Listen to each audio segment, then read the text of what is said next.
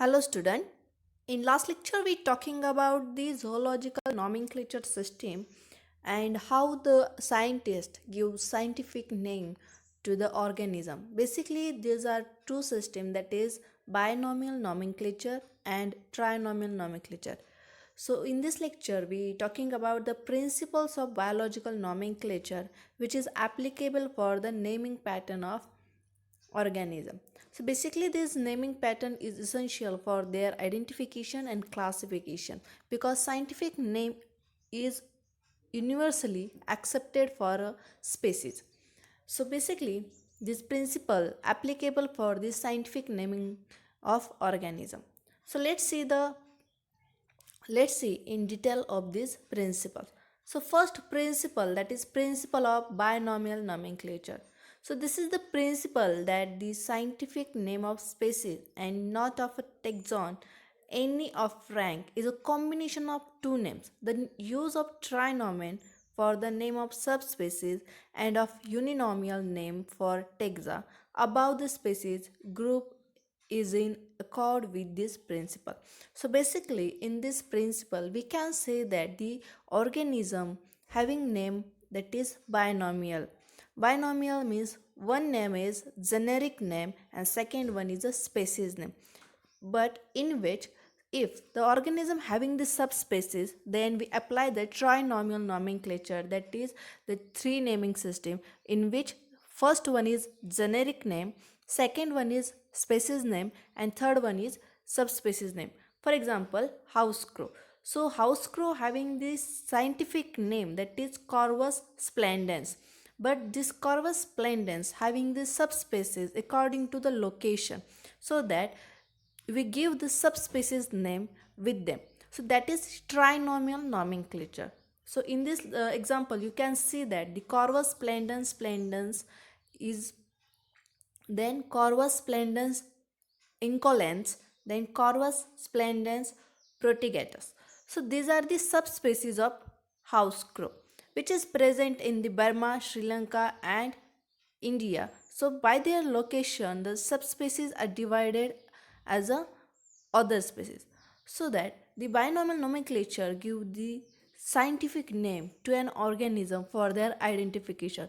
So in binomial nomenclature we apply two names, that is first one is generic name, second one is species name, where in trinomial nomenclature we put three names, that is first one is generic name, second one is species name, and third one is subspecies name.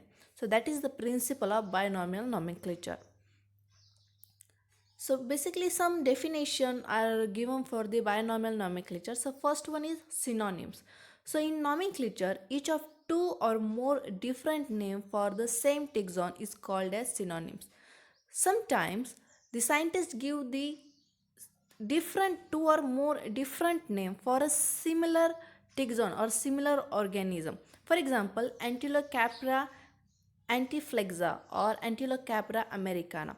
These two names are different from their naming pattern, but the organism is same.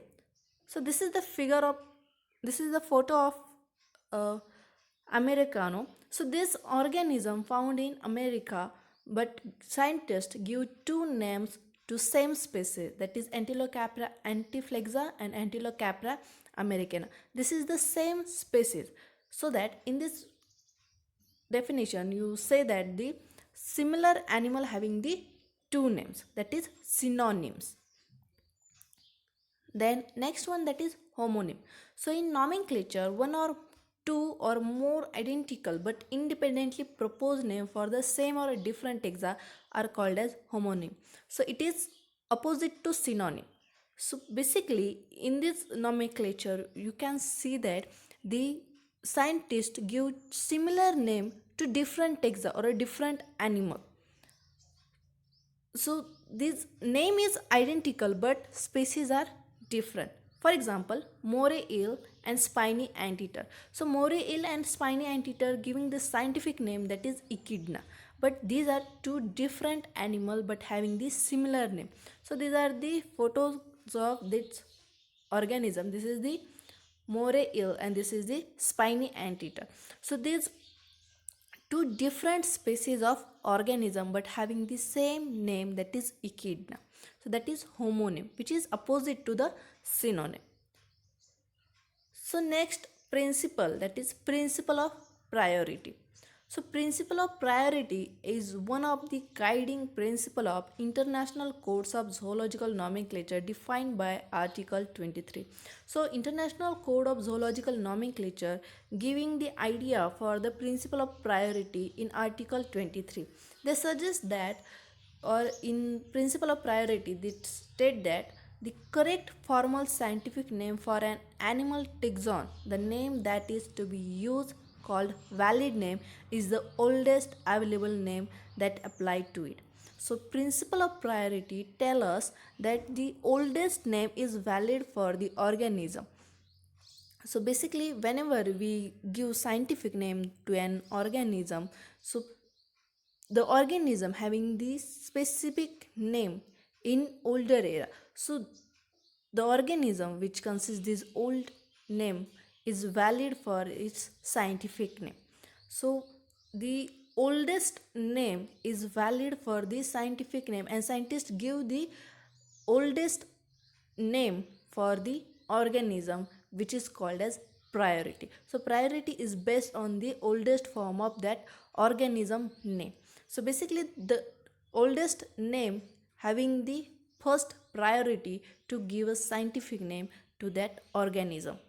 So it is most important principle that preserves stability of zoological nomenclature. So it is important for the stability of zoological nomenclature, because this specifically organism having the different name in different locality, but this principle of priority gives a scientific name which is valid for the organism all over the world, that is universally accepted. So it was formulated in 1842 by committee appointed by the British Association to consider the rules of zoological nomenclature. So basically in zoological nomenclature rules are formulated in 1842. So this committee give this principle of priority of naming pattern. For example, so Nunelli in 1837 gave a name Limax maculatus to a species belonging to gastropod. So in 1837 Nunelli gave a name that is Limax maculatus to a species belonging to gastropod. But same name which is given by the Carolus Linnaeus, that is Limax maximum, in 1758. So Limax maximus was established first, so that Limax maximus take precedence over the Limax maculatus and must be used for the species. So Limax maculatus is name given in 1837, but Limax maximus Linnaeus naming is available at 1758. So that Limax maximum taking precedence over the Limax maculatus and species having the name that is Limax maximus, not the Limax maculatus, because Limax maximus is the oldest name for that species, so that the Limax maximus Linnaeus give the precedence over the Limax maculatus and having the name to the species, that is Limax maximus, because it is oldest name for the species. So that is the principle of priority. So priority is given to that oldest name of species. So next principle, that is first revisor principle. So the principle of the first revisor deal with the situation that cannot be resolved by a priority, namely where there are two or more items that have the same date of publication. So sometimes the same organism or different organism having the similar name, or similar name having the different organism, so these are and having the similar date of publication or same year of publication, so there are some problem are generated for the naming of species, because the scientist who give, the author who give the scientific name to that species, specific species, is priorly not resolved. So scientists get confused. So priority is depend on the oldest name of organism. But if the condition occur when the same name or two or more name given to the same species at the same date of publication, so this is the problem generated due to the same year of publication or same date of publication. So what could scientists do for the naming pattern, naming the scientific name for an that species? So this item may be two or more different name for the same taxon, or two or more name with same spelling used for different taxa, or two or more different spelling for a particular name, etc. So this principle of a revisor principle, that is in priority we see the oldest name having the priority to give a name that specific species. But what happen if the species having the different name which is given to that species in a same date? So this is a problem regarding to that species or identification of that species, because scientists give this different name for the same species which is not applicable for the identification of that species. So basically in such case, the first subsequent author who deal with this matter make a choice and publish the decision in required manner, and the first revisor is to be followed. So in article 24.2, International Zoological Code give the rules for that naming pattern of organism, because sometimes the scientists give this name in different locality of same species, but and in same date. So these are problem for the priority naming. So in such case, first subsequent author who deal with this matter take a choice and publish the decision in a required manner. So that is first revisor principle. So author having the choice to make a name to that specific species. Let's see some example. So Linnaeus in 1758 established Strix scandiaca and Strix noctua for ewes, for which he gave different description and referred to different type. So this Linnaeus in 1758 give two naming name for the birds, that is Strix scandiaca and Strix noctua, and with different description and refer to different type. But later on the scientists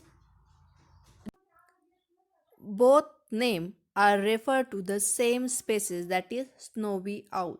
So Carolus Linnaeus established two names, that is Strix scandiaca and Strix noctua, for the same species, that is snowy owl. But in 1931, Lonenberg acted as the first revisor and cited both name and selected Strix scandiaca to have precedence. So snowy owl having two names, that is Strix scandiaca and Strix noctua, so that the identification for a snowy wool by this using scientific name, it is quite confusing because it having the two name. So that the Lonenberg in 1931 acted as a first revisor and give a specific name to a snowy owl which selected as a Strix scandiaca to have precedence over the Strix noctua. So that is the first revisor principle, in which the scientists give the precedence to the meaningful name of that species. So this is the snowy owl photo. So the principle of typification. So this is the principle that each nominal taxon in the family group or the species group has actually or potentially a name bearing type fixed to provide the objective of the name is determined. So principle of typification gives the nominal taxon in a family group or species group which having the actual potential to give that scientific name to that species or group of taxon.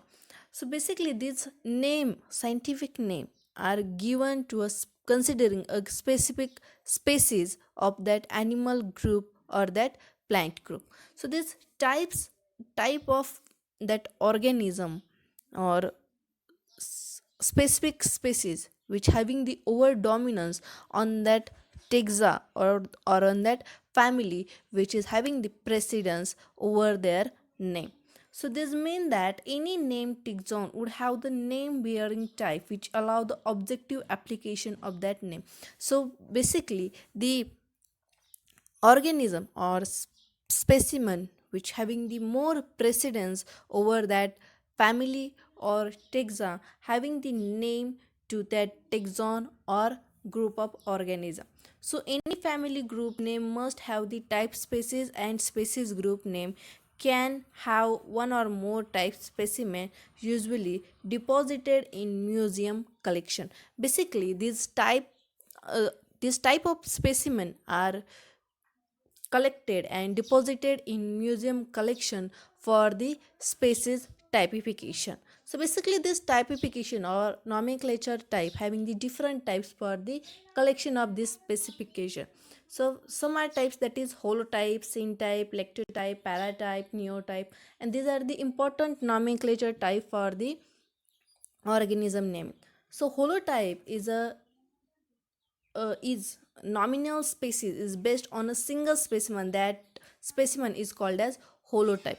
So holotype is a species where the researcher on the research field collect the original organism for their herbarium, like plant or animal for herbarium or museum collection, and this original species is called as holotype, which is essential for the identification of specific species and naming of the that species. That is holotype. Syntype. So syntype, if a new nominal species has no holotype under the provision of code, then all specimens are of equal value are called as syntype. So if the new species having the no holotype, that is original specimen in the museum is not allotted, then at the provision of code the all specimen which is equal value or equally represent that species is called as syntype. So at the research field, scientists collect the specimen to the original. For example, plant or animal, these are specimen which is collected at the research field, and along with that species scientists collect the similar species of that family or of that taxa. So this family or taxa species also having the similar or equal provision for the identification of that species which is not having the holotype, that original specimen are not herbarium or not in a museum, so that syntype is used for the identification of that holotype species. So that is syntype. So other species are also useful for the identification of other species. For example, uh, Felis family is also useful for the identification of genera, that is Panthera, which is also the part of Felis family. So then lectotype. So one of the series of syntype which subsequent to publication of original description is selected and designated through publication to serve as a type. So in lectotype, the in lectotype the holotype which is nominal species or original species of specimen which is which we do the herbarium or preserve in a museum. So by using this syntypes series of syntypes sequence to publish and give the original description of that species which is originally herbarium at the museum, which is useful for the identification of that species, that is lectotype. So these lectotype species are useful for the original description of that holotype species, which serve as a holotype for the publication of that, lectotype which serve as a holotype of that original species, that is lectotype.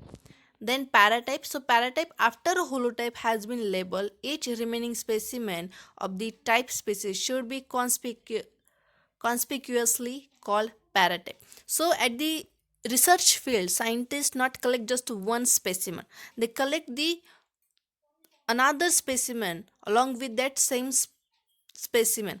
So paratype are the original copy of that holotype. So when after the holotype has been labeled, the remaining specimen, the similar 100% similar specimen of that holotype are labeled as a paratypes, that are called as paratype. They are similar to the holotype specimen, that is called as paratype.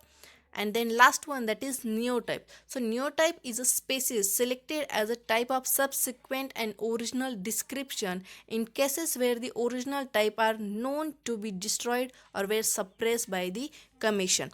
So at the research field, scientists, whatever they get collected, they give a original description in written. So whenever the herbarium or museum having the if they destroy the original specimen or get fungal infection to that original specimen, then the new type species are selected as a type of subsequent original description in case where the original type are destroyed.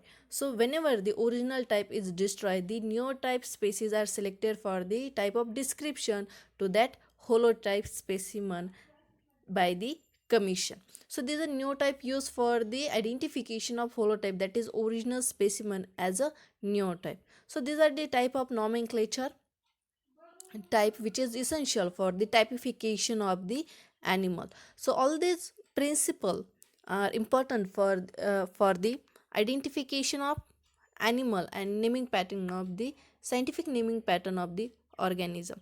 So that principle are useful for the scientific naming pattern of the organism, and this type are useful for the typification of the organism. So that is for today. Thank you.